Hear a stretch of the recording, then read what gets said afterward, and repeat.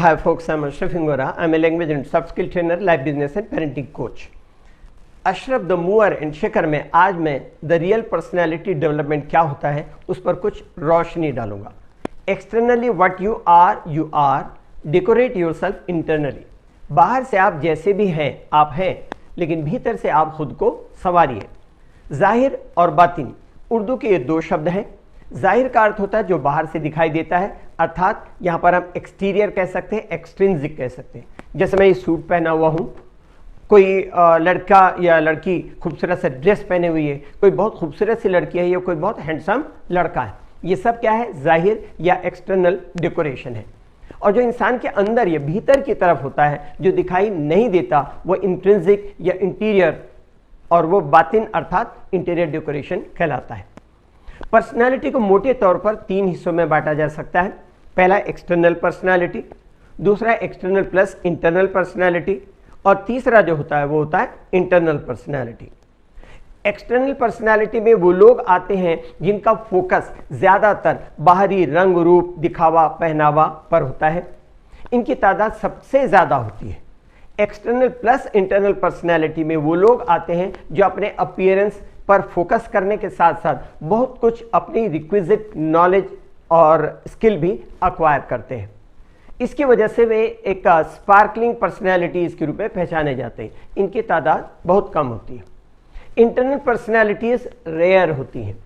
इसमें वो लोग आते हैं जिनकी इंटरनल पर्सनैलिटी में इस हद तक इजाफा या डेवलपमेंट हो चुका होता है कि उनमें एक्सटर्नल का मोह पूरी तरह से ख़त्म हो जाता है। रविन्द्रनाथ टैगोर को इससे कोई मतलब नहीं था कि उनकी बढ़ी हुई मूछें उनके होठों को ढक रही थी या उनकी बढ़ी हुई लंबी दाढ़ी थी। उन्हें तो बस अपने रविंद्र संगीत और अपने साहित्य से प्यार था। महात्मा गांधी को इससे कोई फर्क नहीं पड़ता था कि कौन कम्युनल वल्चर उनके बारे में क्या सोचता है। वो तो बस सच्चाई के कांटों भरे रास्ते पर चलते रहे और लोगों को सही रास्ता दिखाते रहे। उनका ड्रेस तो जगजाहिर था। बड़े बड़े इंडस्ट्रियलिस्ट, बिजनेस टाइकून और फेमस पर्सनालिटीज़ भी उनको फॉलो किया करते थे, आज भी उनको फॉलो करते हैं। इसके अलावा इंटरनल पर्सनालिटी में कुछ और लोग भी हैं या कुछ और लोग भी आते हैं। हम लोगों में से ज़्यादातर एज ह्यूमन बीइंग जाहिर अर्थात हम अपने एक्सटीरियर डेकोरेशन पर फोकस करते हैं, जबकि हमें बातिन अर्थात इंटीरियर डेकोरेशन पर ज़्यादा फोकस करने की ज़रूरत है। हम व्यक्तित्व विकास या पर्सनालिटी डेवलपमेंट की बात करते हैं, तो ये पर्सनालिटी डेवलपमेंट क्या होता है? अगर हम साइकोलॉजी के हिसाब से कहें तो there are more than 40 definitions of personality. मैं इसे सिंप्लीफाई करके अपने शब्दों में इस तरह से समझाता हूं कि personality development is the mixture और blend of innate qualities and acquired qualities. व्यक्तित्व विकास एक मिक्सचर है, एक मिश्रण है इननेट क्वालिटीज का और एक्वायर्ड क्वालिटीज का। इननेट क्वालिटीज क्या होती हैं? या अनुवांशिक या जेनेटिक क्वालिटीज होती हैं जो हमारे पेरेंट्स से हमें आती हैं। खूबसूरती, रंग रूप, नाक नक्शा, कशिश, ये सब माँ बाप से बच्चों में आती हैं। ये बच्चों की अपनी क्वालिटीज नहीं होती, ये ईश्वर द्वारा उन्हें दिया गया एक्सटर्नल पर्सनैलिटी का गिफ्टेड पार्ट होता है। दूसरी होती है एक्वायर्ड क्वालिटीज। कोई शख्स अगर अच्छी फिजिक बनाता है, अच्छी बॉडी बिल्ड करता है तो वो फिजिकल पर्सनालिटी है। अच्छा गाता है तो वो सिंगिंग पर्सनालिटी है। म्यूजिकल इंस्ट्रूमेंट कोई अच्छा बजाता है तो वो म्यूजिकल पर्सनालिटी है। कोई अच्छा खेलता है तो वो स्पोर्ट्स पर्सनालिटी है। कोई अच्छा डांस करता है तो वो डांसिंग पर्सनालिटी है। उसी तरह कोई अच्छा आर्टिस्ट है तो वह आर्टिस्टिक पर्सनालिटी है। अपनी इननेट क्वालिटीज़ में हम कोई इजाफा नहीं कर सकते। जैसा ईश्वर ने हमें बनाया है वैसे ही हम हैं, लेकिन हम अपने नॉलेज को, रिक्विजिट स्किल को तो हम जितना चाहें बढ़ा सकते हैं, एक्वायर कर सकते हैं। बहुत सी सिचुएशन में हमारा जाहिर हमारे बातिन के डेवलपमेंट न होने का कारण बनता है। चाहे 8 साल का बच्चा हो या 80 साल का बूढ़ा, हर कोई तारीफ किया जाना पसंद करता है। एक लड़की जिसकी आंखें बहुत खूबसूरत है, रंग बहुत गोरा है, उसका लुक और नाक नक्शे में बहुत कशिश है, तो उसकी हर जगह तारीफ होती है। घर पर है तो आहा कितनी खूबसूरत है, बाहर जाती है तो आहा कितनी खूबसूरत है, स्कूल, कॉलेज, शादी, पार्टी में कहीं भी जाती है तो लोग कहते हैं आहा कितनी खूबसूरत है। इस तरह उसे तारीफ पाने के लिए अपने इंटीरियर डेकोरेशन अर्थात एक्वायर्ड क्वालिटीज की जरूरत महसूस नहीं होती, क्योंकि उसका ये एक्सटर्नल डेकोरेशन अर्थात उसका जाहिर उसके इंटरनल डेकोरेशन अर्थात उसके बातिन को ओवरलेप कर देता है। लेकिन जो इंसान गुड लुकिंग नहीं होता वह भी चाहता है कि उसकी तारीफ हो। जाहिर में तो वह खूबसूरत नहीं होता, इसलिए उसका पूरा फोकस, पूरा ध्यान अपने बातिन अर्थात इंटीरियर डेकोरेशन पर होता है। इसलिए आपने पढ़ा होगा और देखा भी होगा कि दुनिया में जितने भी फेमस पर्सनालिटीज हुई हैं, maximum of them were not good looking. Exterior decoration occasional होता है, अर्थात व्यक्ति को एक्सटर्नली खुद को कभी कभी संवारना होता है, जैसे शादी में, पार्टी में, डिफरेंट ओकेशंस पर।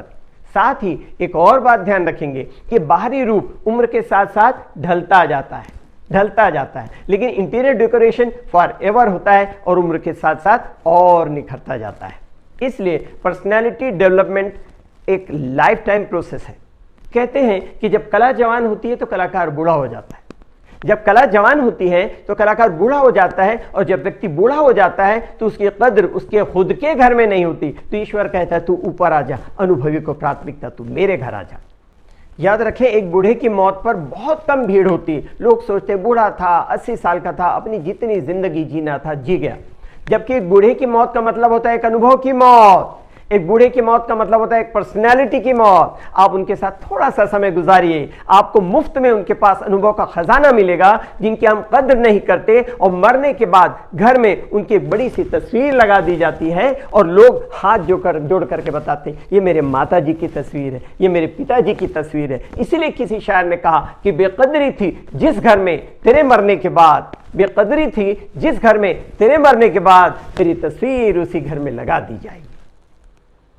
याद रखें, औरत आई हुई दौलत है, औलाद पाई हुई दौलत है, पैसा कमाई हुई दौलत है, और माँ बाप ईश्वर द्वारा तोहफे में दी हुई दौलत है। इस दौलत की कद्र करो, यही है पर्सनालिटी डेवलपमेंट। एक लड़की जो अपने माँ बाप की इज्जत को सरेआम नीलाम करके किसी अजनबी लड़के के साथ भाग जाती है, कभी यह सोचती है कि उसके माँ बाप पर क्या गुजरी? अगर वो माँ अपनी बेटी से कहे कि तुझे पिलाए हुए एक बूंद दूध की कीमत तो अदा करके दिखा दे, अदा करके दे दे, और वो लड़की अपने बदन का सारा खून निचोड़ करके अपनी माँ को देगी ना, तो भी अपनी माँ के पिलाए हुए एक बूंद दूध की कीमत अदा नहीं कर सकती। उसी तरह आप देखते हैं ओल्ड पीपल एजाइलम बने, वृद्धाश्रम बने हुए, माँ बाप के साथ नहीं रहना, उनका हमारी जिंदगी में कोई दखल अंदाजी, कोई इंटरफेरेंस नहीं चाहिए, अलग थलग रहो। वो लड़का जो अपने माँ बाप को घर से निकाल देता है, अपने बदन की पूरी चमड़ी उधेड़ कर उसकी जूतियां बना करके भी अपने माँ बाप को पहनाएगा ना, तो उनके एक एहसान की कीमत अदा नहीं कर सकता। याद रखें, माँ बाप को मानिए, माँ बाप की भी मानिए, धर्म को मानिए, धर्म की भी मानिए। यही है रियल पर्सनैलिटी डेवलपमेंट। इंग्लिश के लिए आप मेरे channel English breakfast with Ashraf and soft skill के लिए Ashraf the mover and shaker को लाइक, शेयर एंड सब्सक्राइब करें। कमेंट सेक्शन में कमेंट करें, बेल आइकॉन प्रेस करें, और मेरी बुक जरूर पढ़ें। Thanks for watching.